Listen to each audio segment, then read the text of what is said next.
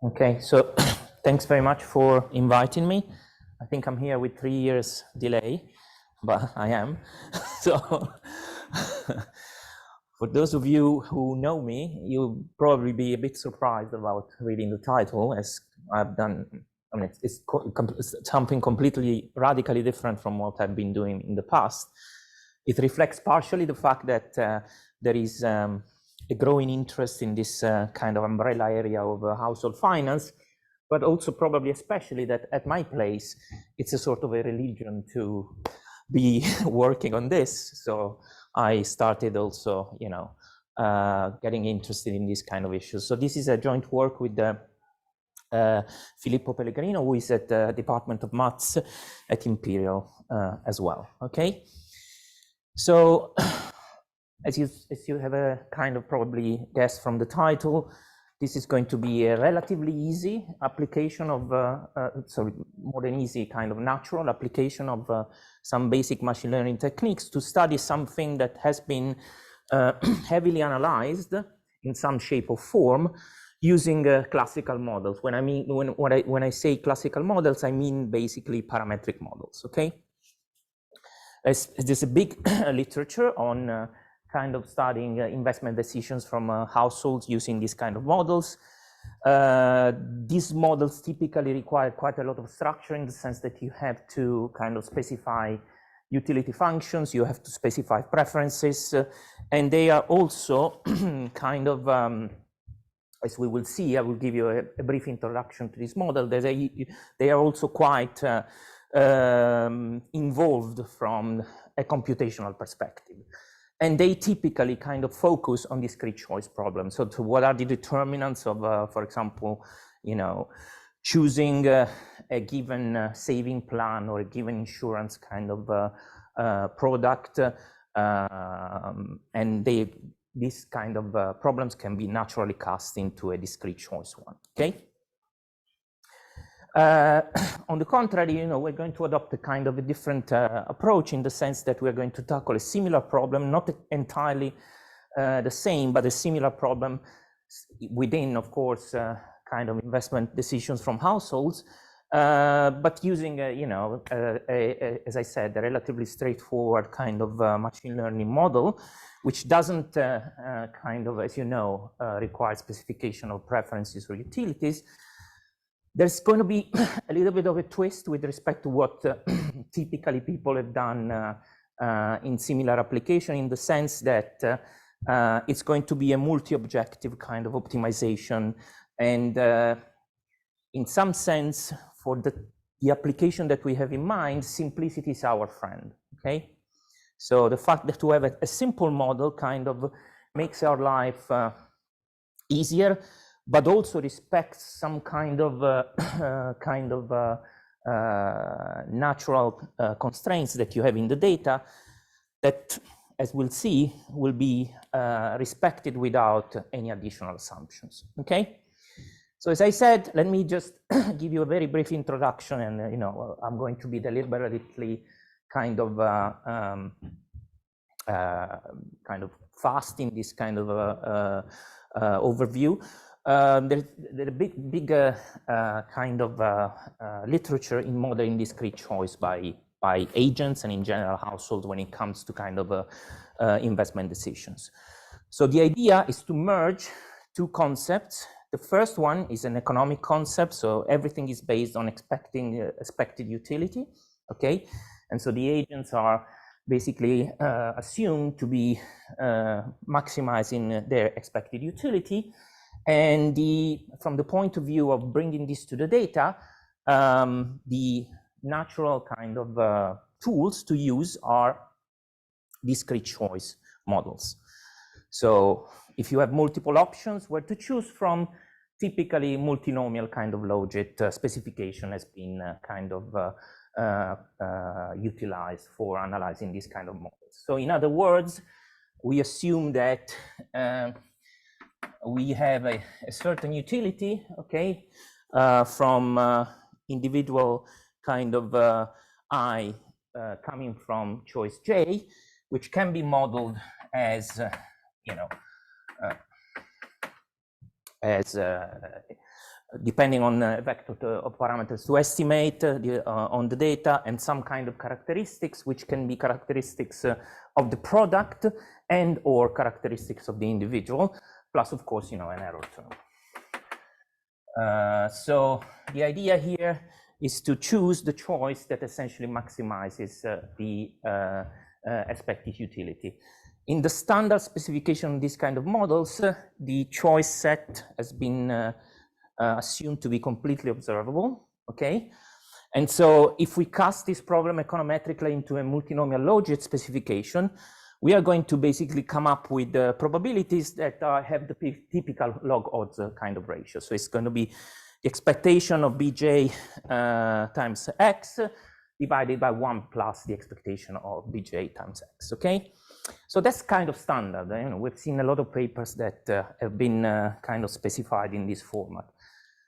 A kind of relatively recent version of the generalization of this hinges on relaxing this kind of assumption, in the sense that sometimes there is unobserved heterogeneity in choice sets, and this can be, justified within what are called limited attention models. Okay, so limited attention models, as the name suggests, kind of posits that the agent, when she has to make a decision and looks at the menu of choices that are available, naturally kind of considers only a subset of these choices. Okay, this might be because of, again, of personal kind of preferences, because the amount of information is objectively too high. In any case, I mean, that's kind of a relatively recent strand of literature that has looked at that. And how do we kind of move from this kind of straightforward specification, I'm talking econometrically, to something that allows for this? We add essentially an element to this specification, okay, and this element is a binary random variable. It is 0 with a certain probability, okay, and it's a negative shock, rather large negative shock, with 1 minus that probability. Okay, so if basically that the realization of the random variable is such that you have a negative shock, the agent kind of I is not going to look at that option. Okay. So what do we have here? How do we model these probabilities? Well, we can model, in a very similar way. It's a binary random variable, okay? And once again, you're going to have that this kind of probability are going to depend essentially on a similar kind of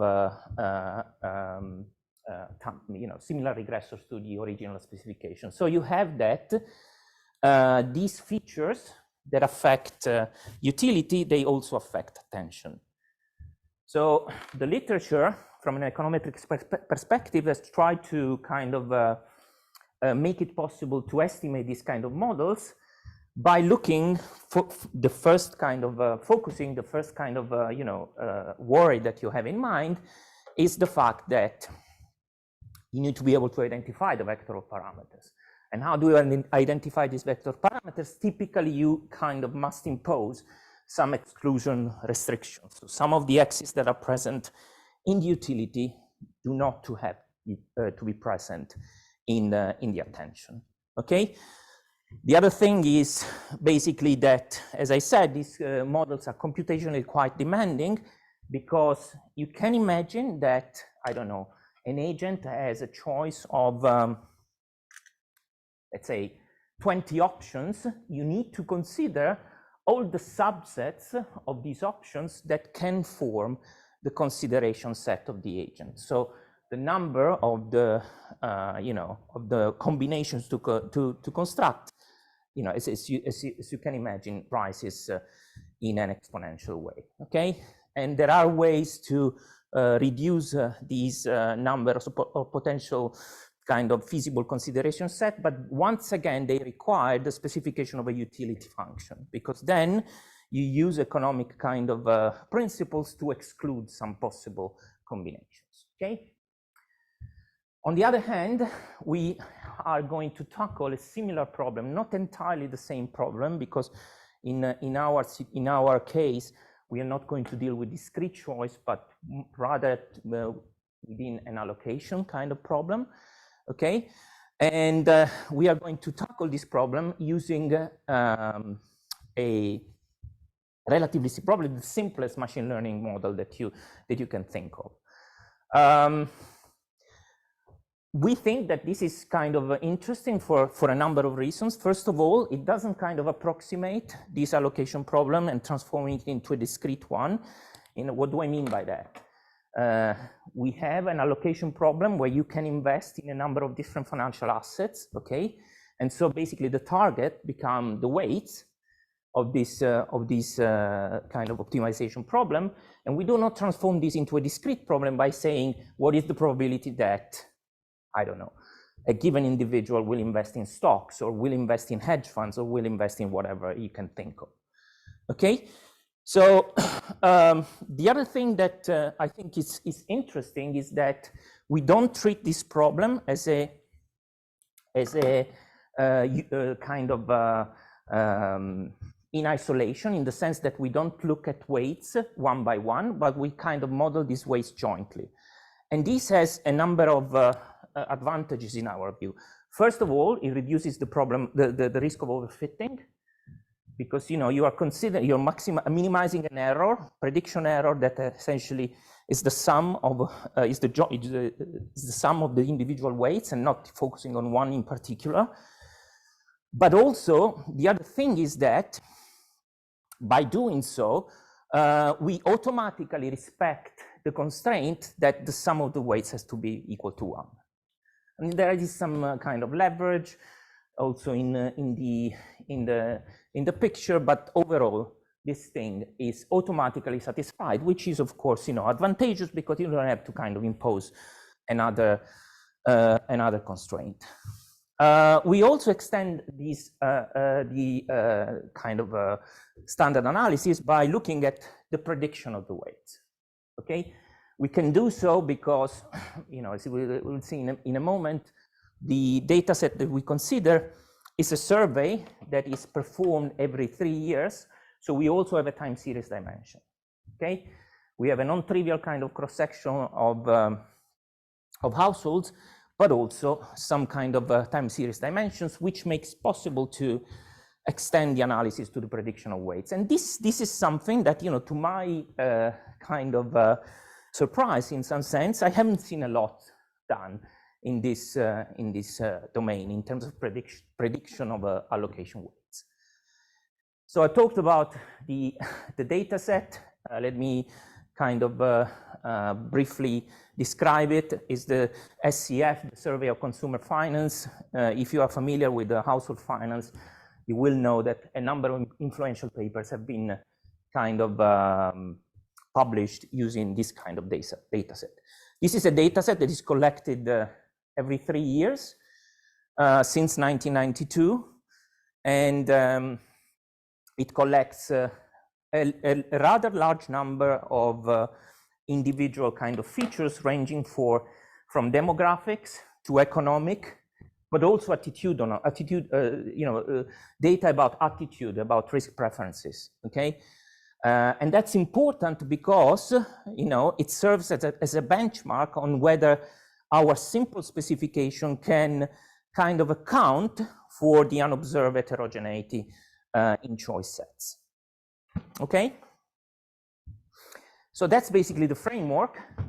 Building on what I was saying a few minutes ago, you can, the data set is very rich. So of course, this is the first attempt at having a kind of, analysis on this data set using our methodology. So of course, we have to make some kind of high level choices, which we are going to kind of generalize as we go through. But overall, you can consider, 3 types of specifications in terms of the information set that you can consider, you use for the households. A small one, which is basically contains mainly demographic variables.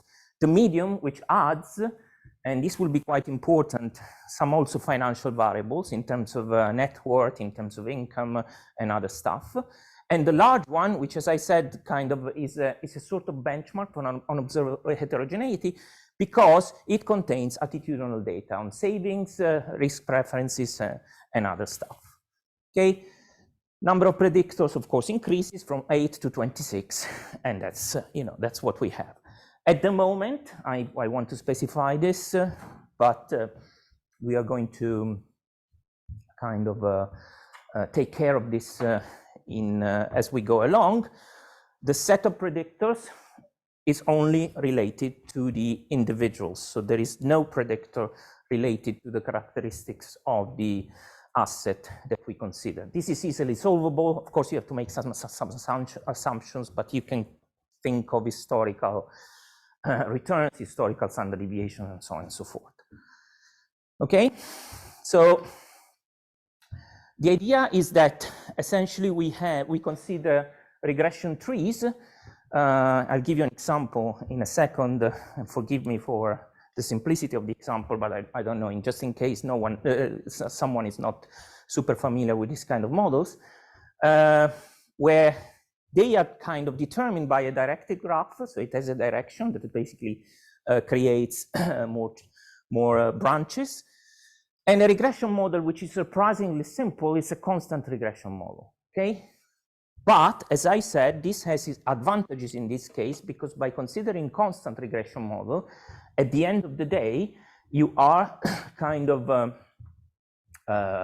you are estimating conditional means, and these means, basically, which are the weights, they sum to 1 automatically. So you don't have this need to adjust from this for this kind of extra constraints.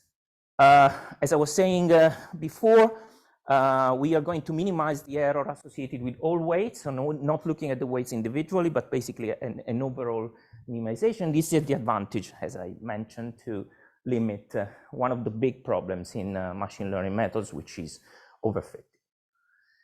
Okay, so how do we kind of connect with the literature on unobserved choice sets?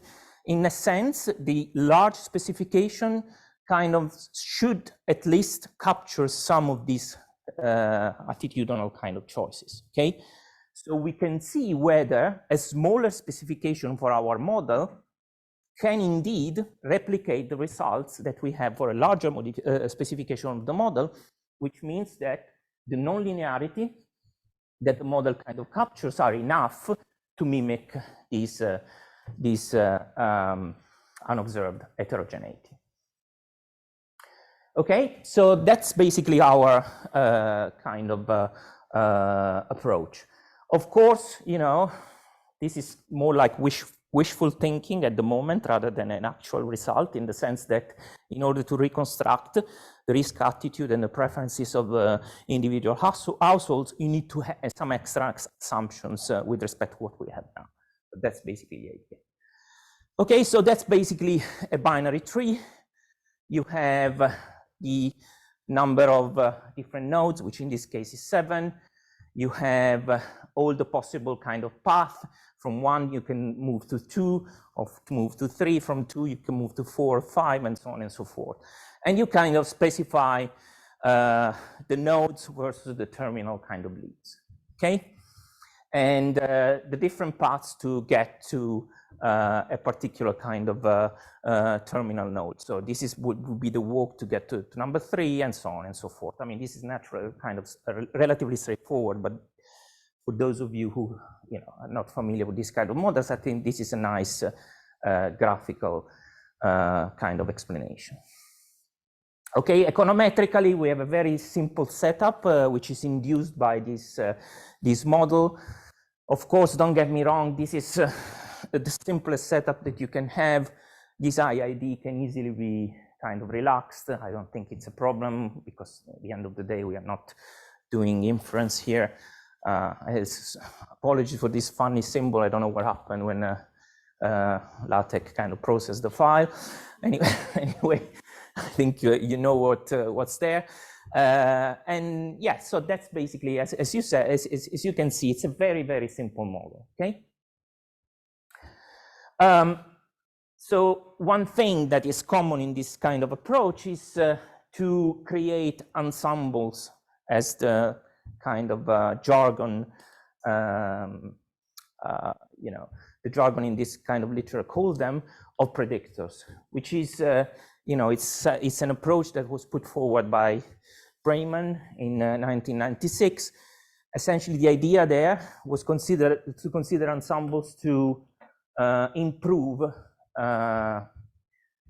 or to reduce classification errors in this kind of trees. How do we do this?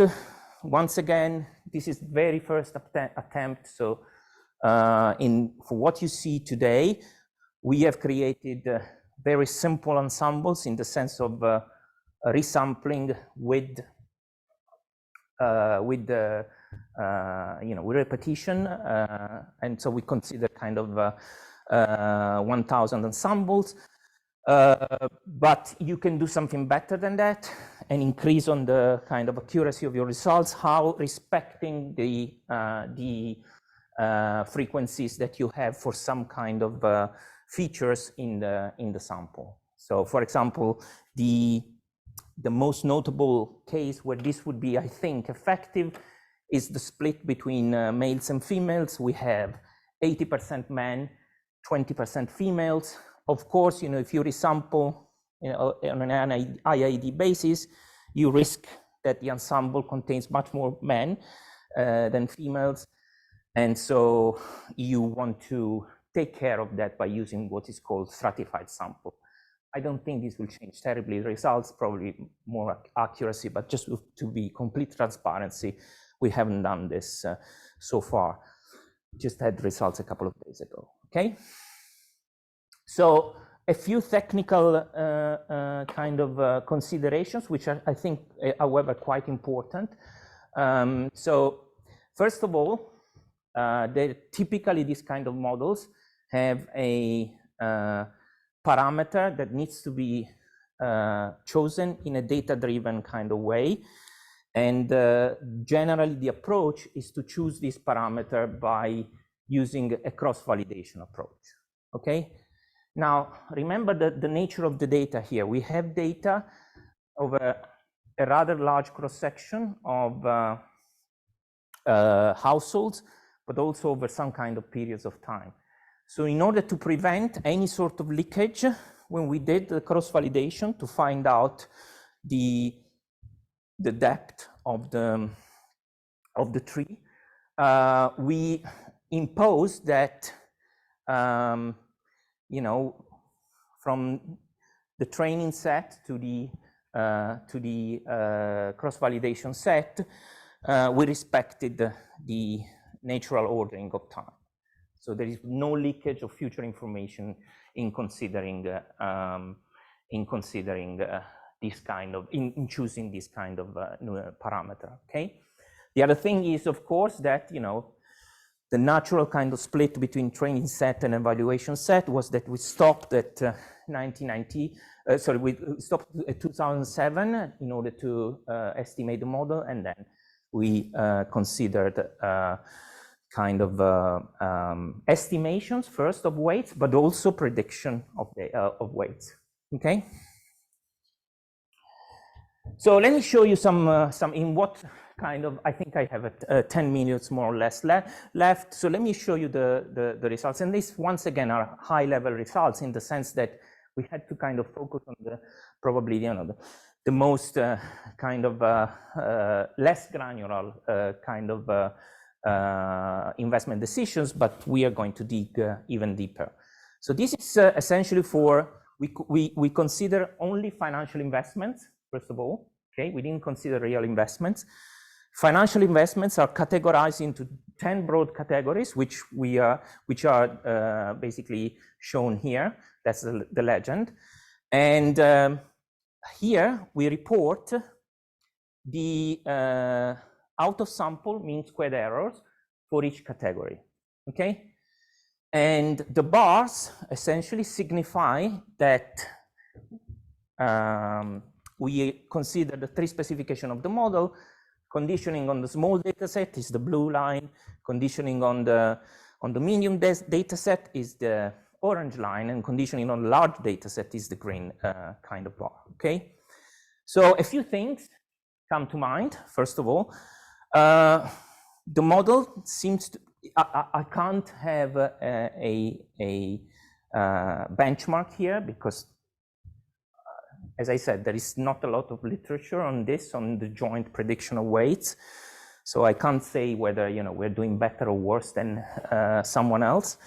What we can say is we can draw some kind of cross-sectional kind of comparisons, and it seems to be that the model does worse when it has to kind of predict investments in liquid assets, okay? So we have to investigate this further, but this kind of seems quite clear from this picture. The other thing that I think is important is that there is a significant improvement in terms of reduction of out of sample mean square error when you move from the small specification to the medium specification, but then the improvement is marginal, okay? So how do we interpret this? Well, as I said at the beginning, this in some sense is a confirmation that to a certain extent, the nonlinearities which are inherently present in this model are enough to capture unobserved heterogeneity in choice sets. Because remember, the green kind of bar includes variables that account for that, and the improvement from the orange bar to the green bar is small, okay? It's definitely not something noticeable. So one other big thing in this kind of models is that they often lack interpretability. How do we interpret this, these kind of results, in the sense that, for example, what can we say about the different determinants? Can we rank them? You know, in a regression model, it's easy, right? But in this kind of models, it sometimes is not so straightforward. So one of the advantages to work with this kind of relatively simple model is that you can have a measure of the importance of each kind of driver. And how do you do that? You count the number of times that each of them is used for a split, okay? And so this automatically kind of accounts for how important that variable is. So these are the variables that, you know, we have reported. We have kind of excluded the ones that are kind of have a smaller kind of frequency. And you can see that the two most important ones are age and net worth, okay? Once again, so there are some associated with occupation, there are some associated with education as well. The leverage ratio is also quite important. Perhaps surprisingly, especially when you want to connect this with previous results in the literature, is the fact that gender is not so important, okay? But there are two caveats that we need to be aware of. First, it's a feature of the database itself. So how does it work? It works that for each household, there is only one submission, okay? And the person who submits the form is normally the main breadwinner of the family. So of course, you know, this kind of gender split is a bit kind of blurred. Now there is one way to control for this. You consider single males and single females, okay? That way there is no kind of controversy in terms of the main breadwinner. However, this entails throwing away a non-trivial number of observations. So we will do it, but yeah, there is a kind of a little bit of a caveat there. The other one I already mentioned is the fact that at the moment, you know, we wanted to get some kind of results. So we haven't implemented this kind of stratified sampling to get ensembles, which I think probably would change slightly the results. And now, let me conclude. I have four more slides. I want to show you kind of some results in terms of a few selected kind of type of investments. Here, what do we have? We have profiles in terms of the different weights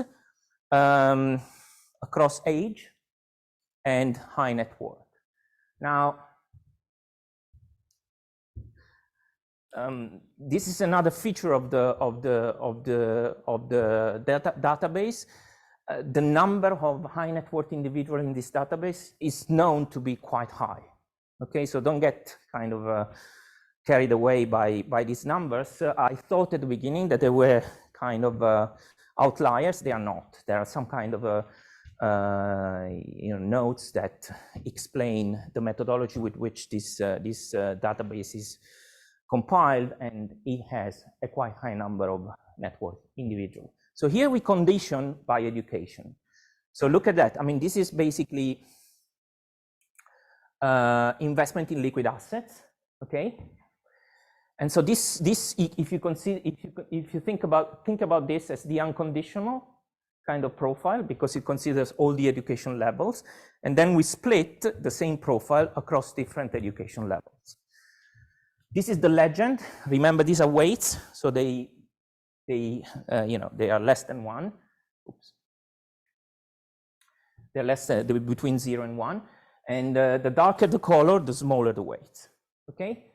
So again, this is the unconditional one, and you see that, as the previous literature has reported, high net worth individuals have a lower fraction of their kind of investment into liquid assets. Okay, but it's important to notice that this actually is incredibly, strong for people who have a college education.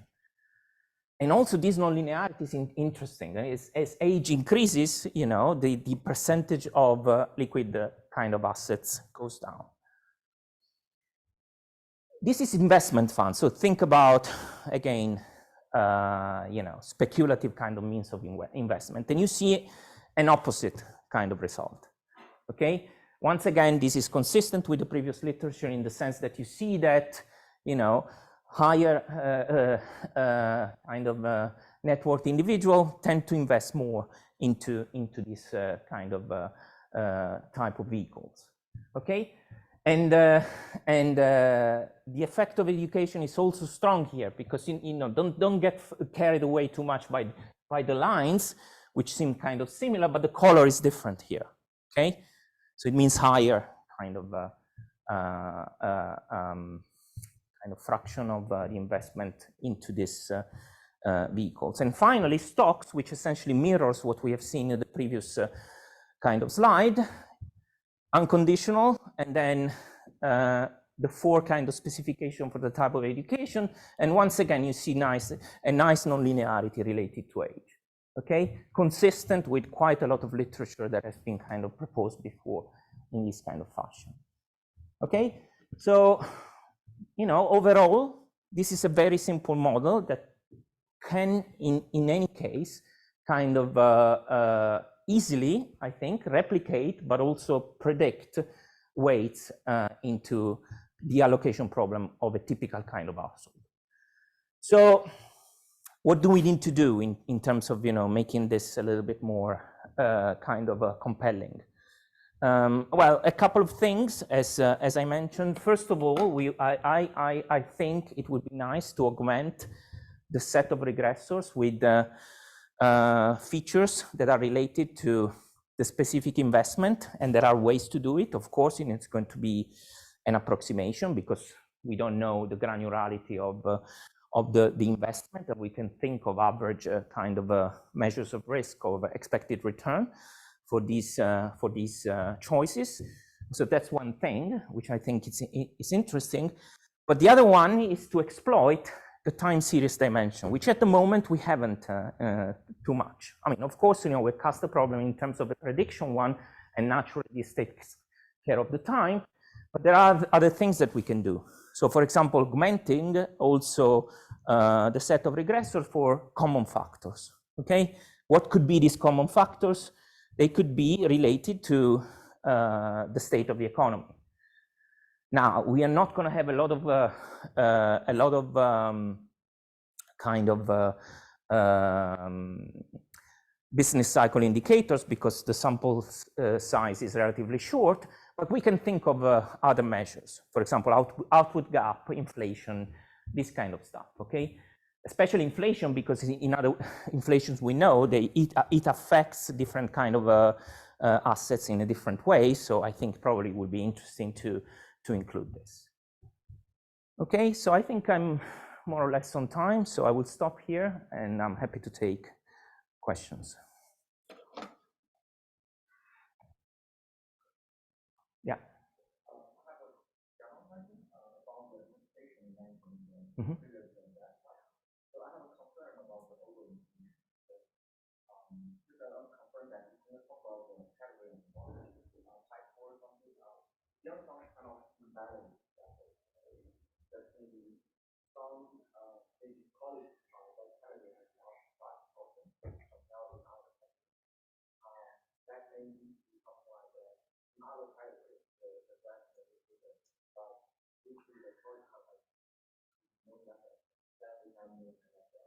No, yeah, I agree with you. This is something that we need to do, but again, once again, this is also the caveat that I mentioned before applies in the sense that that's just bugging the predictors as they didn't have they were kind of uniformly distributed in the sample. It's not the case, so we need to respect that. But it's easy. I mean, I don't think it's big. Yeah. You said that when you look at the average, it's a little bit like a benchmark. You see it works, and like the parametric alternative is not possible. No, I haven't seen, to the best of my knowledge, any attempt to predicting weight in a portfolio weights as a whole. So I don't know actually. Yeah. Yeah. So I don't want to make statements about something that that is not there. Yeah. I haven't seen it. So yeah, I haven't seen prediction of weights on this kind of household allocations.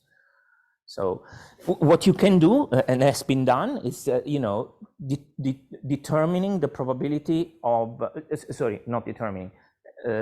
identifying and ranking the determinants of the probability of investing in stocks, for example. Okay, so just one, but jointly all the weights I haven't seen. Yeah.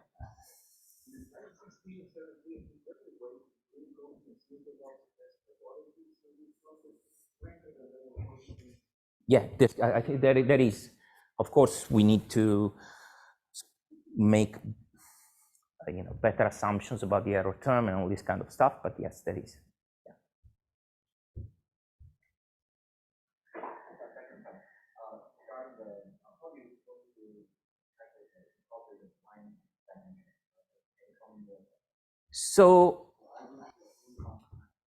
So it's basically okay. So the time dimension is an extra regressor that you would have here, okay, in this set, which doesn't change across individuals. The rate of growth of the economy is the same for everyone in the US, okay?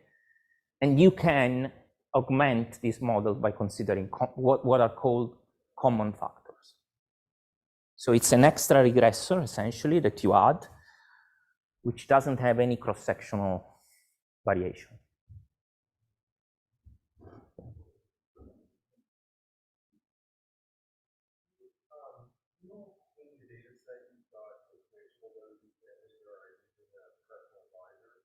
Yes, we do. Yes, we do.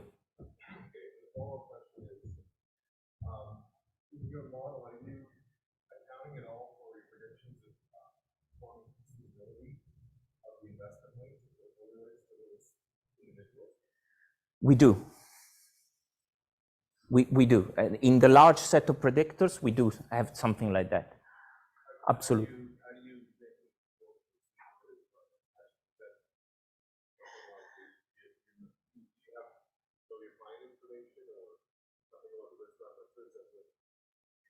Well, for example, risk preferences, or I don't know, financial literacy could be. I mean, one question is how much time do you spend looking for the right investment? Is this something, and you have to say 0 or a number of hours, something like that. There are questions. That's why I was saying that the large set of predictors in some way approximates this unobserved heterogeneity.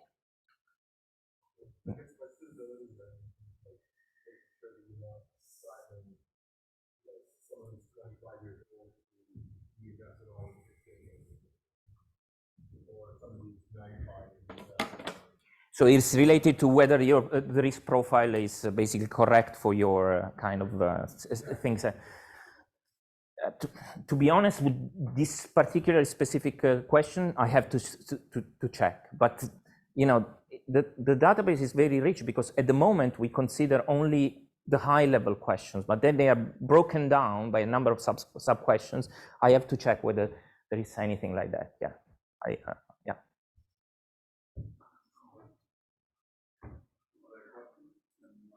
Thank you.